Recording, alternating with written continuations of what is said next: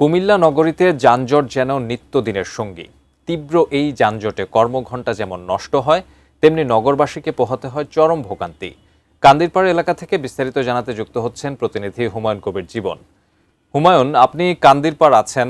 কান্দিরপাড় থেকে বিশ্ব রোড, রাজগঞ্জ কিংবা চকবাজার সবগুলোই ব্যস্ততম সড়ক, যেখানে এখন অটোরিকশার অনেক দৌরাত্ম্য দেখা যায়, যা পূর্বে ছিল না।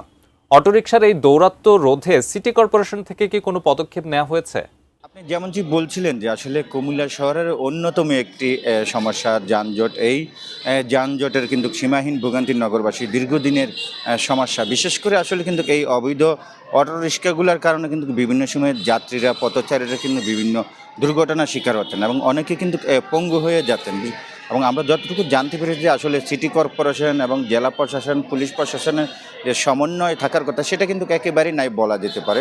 আসলে এই যে শহরে যে সকল অবৈধ অটো চলছে, সেগুলি কিন্তু আসলে দেখভাল করার মতো তেমন কেউ নেই বলা যেতে পারে। এবং সাধারণ মানুষ কিন্তু দিন রাত প্রতিদিনের নিত্যদিনের সঙ্গী এই যানজট। আমরা দুই একজন এলাকাবাসীর সাথে কথা বলতে চাচ্ছি। আপনি তো এই রাজগঞ্জ এলাকায় থাকেন, আসলে যানজট কেমন দেখেন?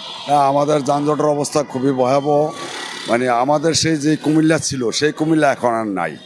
প্রতিনিয়ত অটো বেড়েই যাচ্ছে, বেড়েই চলতেছে, বাট প্রচুর মানুষ পঙ্গু হচ্ছে, প্রচুর মানুষ প্রচুর মানুষের গাড়ি ঘোড়া ব্যাকলাইট ভাঙতেছে, মানে একেবারেই বেহাল অবস্থা। চাচ্ছেন আপনারা? আমরা আশা করব বা আমরা চাই যে এই অবস্থার একটা অবস্থা সুরাহা হোক। এইভাবে চলতে থাকলে কুমিল্লা শহর তার। ধন্যবাদ আপনাকে। যে আসলে কান্দিরপাড় থেকে রাজগঞ্জ এলাকায় আছি, আমার পিছনে কিন্তু দেখা যাচ্ছে যানজট আছে এবং এখানে কিন্তু আসলে নিয়মিত যানজট থাকে। মূল কথা হলো যে কুমিল্লা শহরের মানুষের অন্যতম সমস্যাই কুমিল্লার যানজট এবং এখান থেকে মুক্তি চাচ্ছেন নগরবাসী। এই ছিল কুমিল্লা থেকে সর্বশেষ।